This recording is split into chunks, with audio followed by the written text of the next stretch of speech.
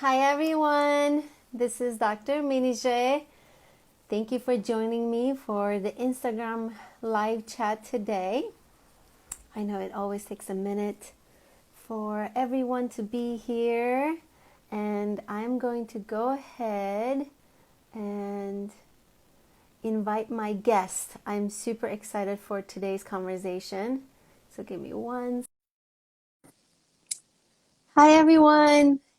Thank you for being here. Thank you for joining us. Hello. Hi. Hi, Hi, Alyssa. How are you? I'm good. How are you? Good. Great to see you. I'm so excited for our conversation today. We're going to be talking about something I feel like so relevant that everybody is going to be relating to. And before we get started, though, in terms of our conversation, would you please introduce yourself to our Instagram family? Hi, my name is Alyssa Callahan. I'm a registered dietitian nutritionist. I work in Southern California, in the Thousand Oaks area, and I do virtual sessions as well. Oh, that's so wonderful. And I am excited to have you here today because I know that quarantine has affected many parts of our lives, but I think food is definitely at the top of that list. And I know everybody's going in and out of kitchen all day long, and I know everybody feels like their relationship with food has changed. And I wanted to start by asking you a little bit about this quarantine diet that's Mm. going around. How would you describe that? What's this quarantine diet hype? This extra pressure? Yeah, I've been seeing a lot of memes about this online, a lot of Facebook and especially Instagram hype and pictures about what you should and shouldn't be eating during quarantine, worries about weight gain during quarantine, and just a lot of fear mongering about how your diet might be changing during quarantine because for a lot of us we're not going to the store as much. We're our a lot of our trails or gyms are closed, and there's a lot of fear around, is your body going to change, and saying that that's a really bad and scary thing. Yes. And I think that's what some of the problem it is, that it's okay to have conversations about obviously our food. It's okay to have conversation how our lives are changing. But I do agree with you that there's this undertone that bringing up shame and judgment if you're eating more than usual. Shame and judgment if you are not watching what you're eating. I'm afraid that's what's coming up with this quarantine diet hype. Would you Yeah. agree? Absolutely. And just being very, a lot of fear around carbohydrates. I've been posting a little bit about why you still need to eat carbs. We talk about carbs for energy, and, a lot of us feel like, oh, we're just staying at home all day. But really, you need carbohydrates. It's the main source of energy for our body and for all of our muscles. And I'm not just talking about like our skeletal muscles that we build in the gym. I'm talking about our heart muscles, our lung muscles. Hmm. All of the cells in our body require energy that we get exclusively from carbohydrates. Oh, that's really helpful information. That's one of the things that I'm just like so excited to talk to you about today because I'm sure there's so many misunderstandings, right? These memes are misleading, misinforming people. And can you tell us what would be some red flags and signs that during this quarantine safer at home order, our relationship with food might be changing for the worse, that we might be building an unhealthy, like what will be some of those red flags be? Definitely thinking a lot more about food. Hmm. I think it's normal to think more about food. We're all at home, we're closer to our kitchens, we're probably thinking a little bit more about what do I need from the grocery store because we're trying not to go to the grocery store quite so much.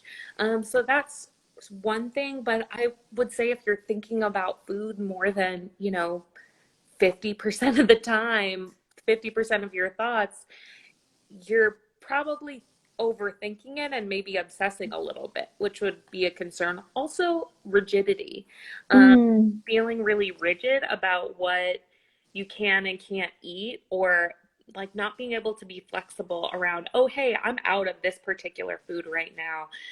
Let's switch it up, or I can try a different brand because my normal brand is out at the store. If that's really a challenge, then that might be a red flag that maybe you need to, talk to a therapist or a dietitian about what's going on with you and food.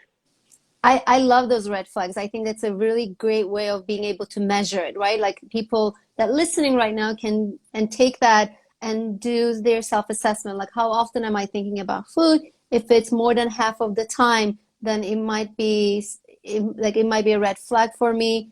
And I love the rigidity because what I'm seeing with some of my clients is some extra fear and anxiety around not wasting food.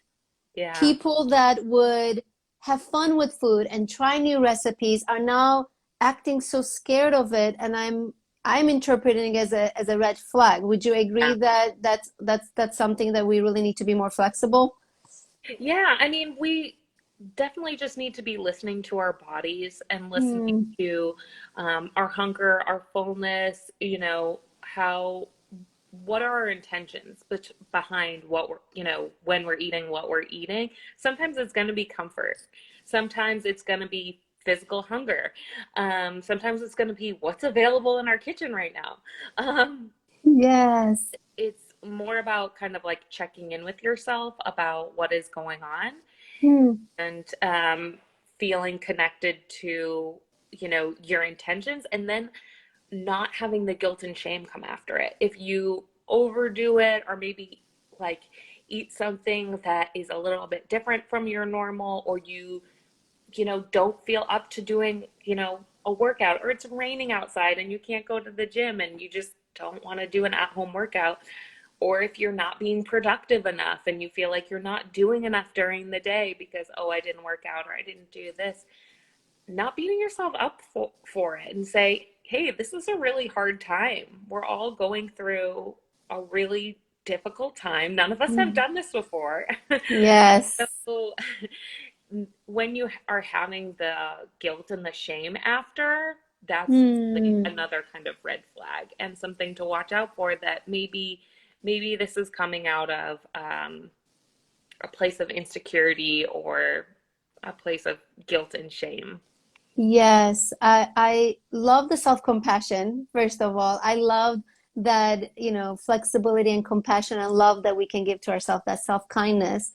Hmm. And I also know that when we're anxious, we have a tendency to want to control things more.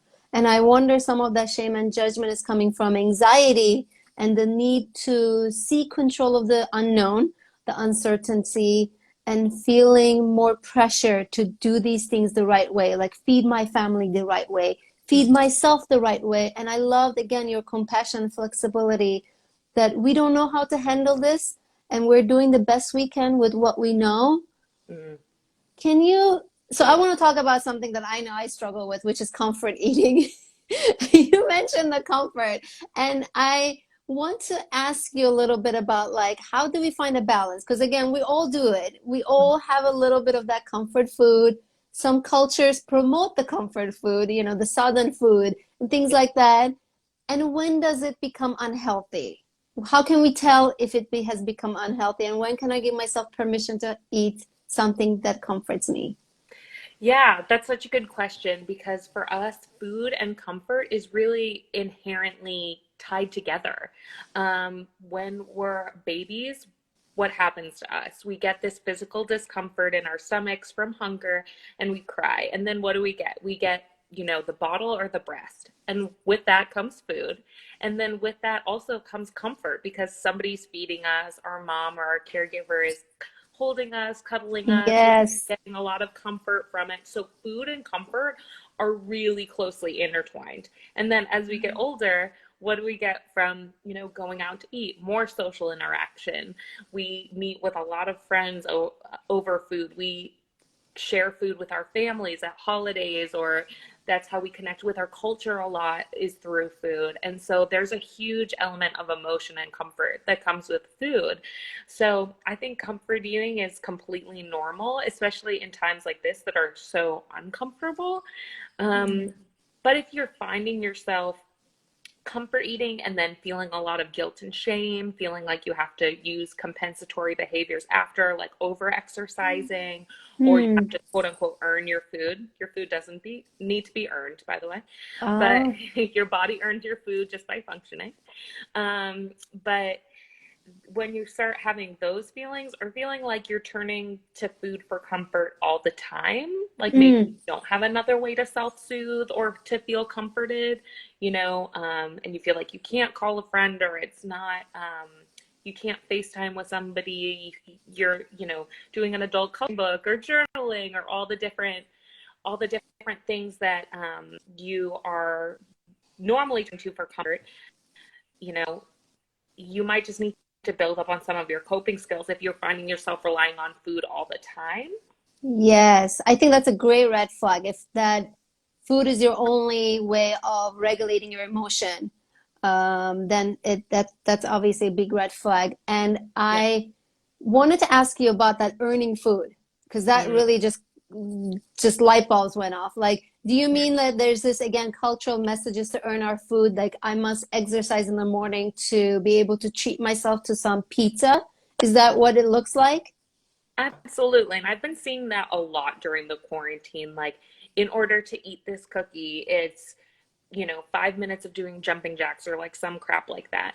And and that's just, that's so damaging because then you're not counting how much energy our body needs just to function. Our brain needs a huge amount of carbohydrates just to function in a given day.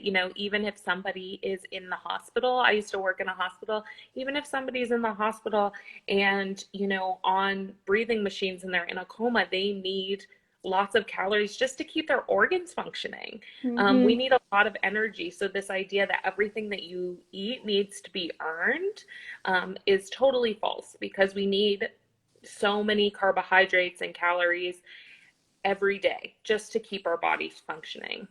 And We how do need you think that idea of earning food changes the way we see food? Like, does food become like this treasure? Does food becomes this, guilty pleasure? Like, what do you think it's doing? Like, what is now food being associated with when we say we have to earn it? it's sort of like a reward, like, oh, you did this and now you get food. Food's not a reward, food's a requirement. We don't say, oh, you did this, now you get to breathe some oxygen. No, Yes. Oh my need God. Yes. food. Can I just repeat after you? Food is not a reward, it's a requirement. Oh my God. That Yeah. is just so true. We don't do it with air. We don't do it with water, with drinking. We know that we need all these different things to keep ourselves alive, but instead, with food, it's seen as some sort of like, oh, you did something good, now you get food. Yes, yes, you did something good. You've been, good person. You've done good enough. What about, because you just talked about all our traditions that's wrapped around food. And Mm, I love that understanding that from birth we may, have these, early life experiences where food was means to security. mhm. As I have a daughter, I can really relate how, food and touch can make them feel secure. So obviously, as adults, we may have urges to go to food to comfort ourselves. But I think there's other cultural messages. Like one that I see with moms that I work with is this mindless eating from their kids' plate, like finishing their kids' Yeah, plate. How do you absolutely. think those cultural messages are creating some of this quarantine diet hype? Yeah, I mean, I think that with as far as like finishing your kid's plate, I think like we were saying with intention, it Hmm. totally has to do with that. If you're finishing your kid's plate because you have so much guilt about throwing that food away, but if you're not eating it and enjoying it, then it's what is it really doing for you? And another point is, are you finishing your kid's plate because that food looked more appetizing to you than the food you plated for yourself? Because then maybe you just need to like plate yourself like some pizza or some chicken nuggets that you feel because clearly, Like own that was it, okay? treating You don't yourself. like the celery that's on your plate. Just Yeah. own it that you want some of that dinosaur donut. That's okay. Yeah. Then maybe that's your body's way of saying I need a little bit more carbohydrate I need some more fat, much celery. I have to have a little bit more sustenance. And that's why you're having those cravings. And so if you're able to eat it and really enjoy it and then kind of let it go and say, wow, that was really good donut. And, I was able to share it with my child. You're also modeling really good, healthy food behaviors for your child too, saying, hey, I can eat this donut and really enjoy it. And then the next meal we'll, have something else. And we're not going to, just sit there eating donuts for an hour, but we're going to have balance and variety in our day, and that can include donuts, and that can include chicken nuggets or burgers or pizza or whatever it is. And I remember seeing this in one of your stories on Instagram about this pressure to have the right to eat dessert only if we finish our dinner. Yeah. How do you think that's damaging us? Yeah, again, then you're placing this treat, this is something that you have to earn. You have to get through the kind of like meh food in order to get the really yummy food. Whereas all the food Yeah. should be yummy, all the food that you're plating yourself should be enjoyable. And, if you equalize the food to your child, then you can eat all of it at once and not then kind of put something that's off limits, because what happens when we tell a kid that they can't have something? They just want it like 10 times more. Yes. It So becomes like a bigger thing. It's like it becomes a shinier object that they want to exactly. access. Yeah, and it's the same thing with food. Once you Mm. tell somebody, oh, you can't have this is a treat, this is off limits, this is only a sometimes, then whenever they get access to it, maybe they'll go over to a friend's house and then they'll finally have access to it and then they'll go wild, Right? They overindulge because of it. And I know that in therapy, I often tell people that we really want to avoid extremes Mhm. and that our healthiest place is when we live things in moderation. So I think that's really an important one. I know somebody was saying like grandmothers have the habit of finishing kids' plate. And that's I think cultural message, you grandma's house, she feeds us, she cooks us. And I was just actually having this conversation with my client earlier today of how now that we're home and we're really desperately trying to sometimes kill time, we are cooking more and we're baking more.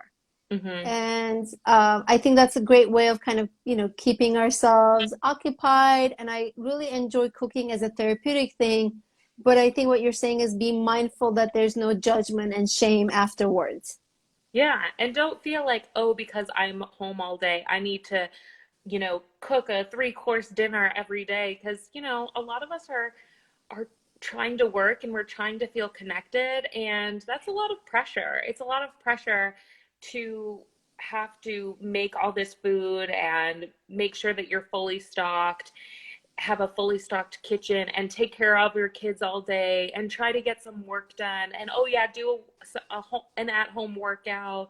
And did you go outside, and did you meditate, and did you check in, and all these things? We're all just trying to do our best. Yes, yes. And I think a lot of people are sharing and commenting the pressure I think everybody's feeling to be perfect. And I would love for you to share with us in terms of coping with all of this pressure and coping with all this unknown. You have an amazing journal available on Amazon. I shared a screenshot of it and I'm going to share it again after this chat with everybody. It's called Mindful Eating Journal.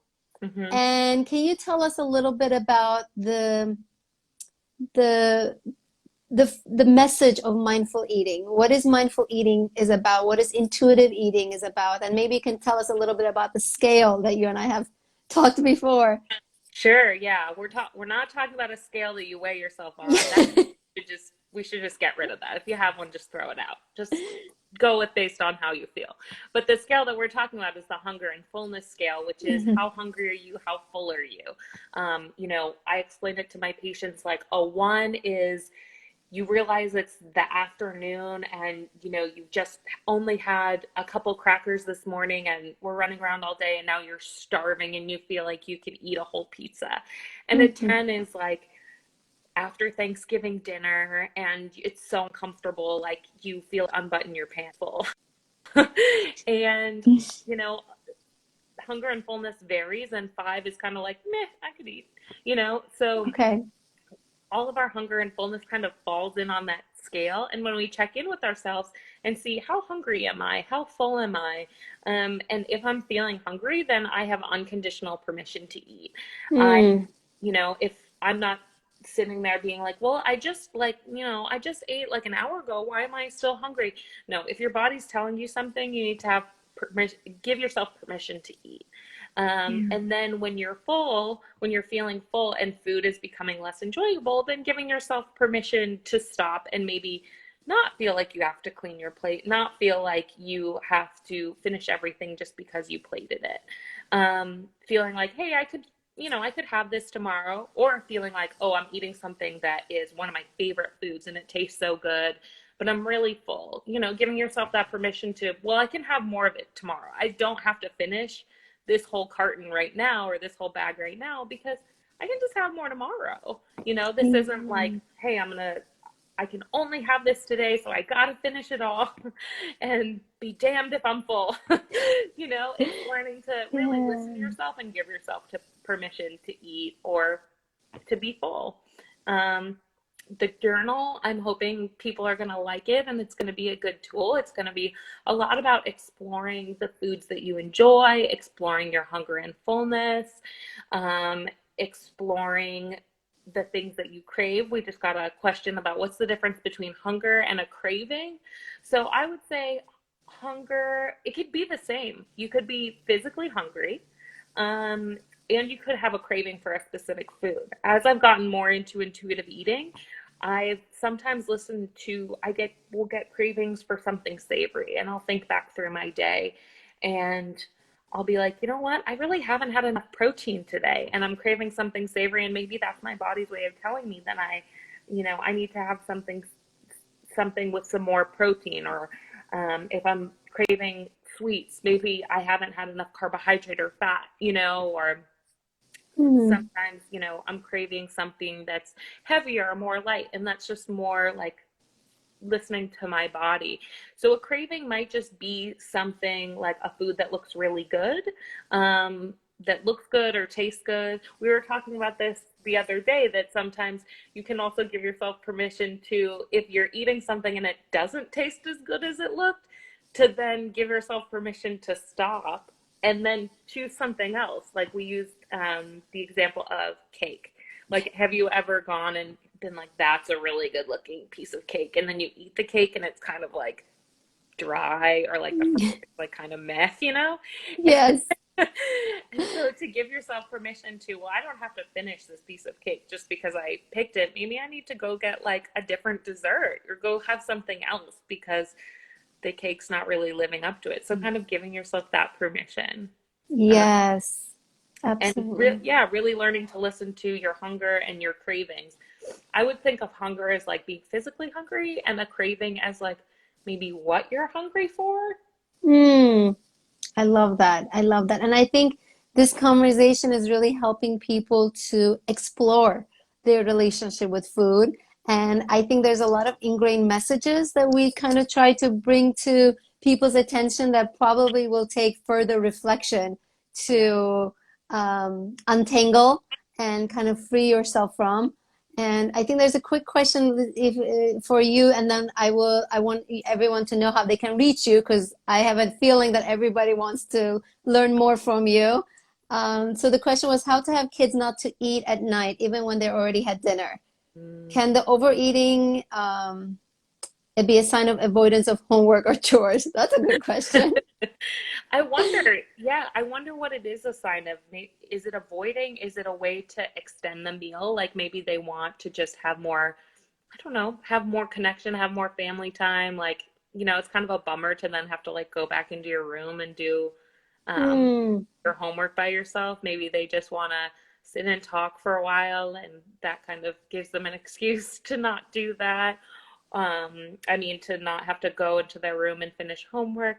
Also, if what kinds of foods are they craving for dessert? Are they craving um, something in particular? Like maybe if they're craving a certain type of snack food, maybe that there's a way to incorporate that during the day so that they're not getting cravings for it later, instead of um, saying, no, we don't eat after X time, 7 o'clock, 8 o'clock, 9 o'clock, saying, are you hungry? Are you full? Are you Mm. craving food? Is there a way that we can incorporate that into your lunch and snacks tomorrow? Because, kitchen's closed, or, if they're not really that hungry, then, okay, if you're craving this, then can we have it tomorrow, kind of thing. So having it as a way of, it's not shameful, but trying to get them to check in with themselves and say, no, I'm not really hungry, or yeah, I am still hungry. I didn't have enough of my dinner. And then the next day you would know, hey, make sure that you eat enough at dinner so that you don't come out at 10 o'clock begging me to open the kitchen and make you more food. So that's Yes. kind of disruptive to your night. It really is. It really is. And I also notice how that feedback, that suggestion you gave, can teach to our kids to be more mindful of their eating as well. So that maybe kids, I know they run around wild and they're so obviously into play, which is so wonderful, but we might also want to teach them to be mindful of their hunger as they're going through with their day, so that at nighttime it doesn't hit them all at once, Yeah, that I'm hungry because I was too busy playing. I was, good point. excited to be outside, playing with my scooter. I think we can teach them to be mindful of their hunger cues by following your suggestions. I loved all of them. And as I said, I know this conversation was going to be so relevant and very needed. So I want you to tell people how they can reach you, because we're all respecting the social distancing and doing our work virtually. So how could people reach you? Sure. I typically have an office, but right now I'm not seeing clients in my office. I'm doing all my sessions virtually, as a lot of my colleagues are. But my office is in Westlake Village, California, but I'll provide virtual sessions as well. My website is Alyssa, Alyssa, Callahan, CALLAHANRD.com. If that's too long, you can just go to my Instagram, ED Recovery RD, and there's a link to my website there, and also a link to the journal on Amazon. It'll come out next Tuesday. Oh, that's so exciting. I've been just sharing about the journal with everybody. So it's coming out on Tuesday, April 14th. And Alyssa, thank you so much for joining me today. I just learned so much from everything you shared, and I know it was very, very needed and helpful information. So thank you. Thank you so much for having me. Absolutely. Enjoy the rest of your day. Thank you. You Bye, too. everyone. Take care.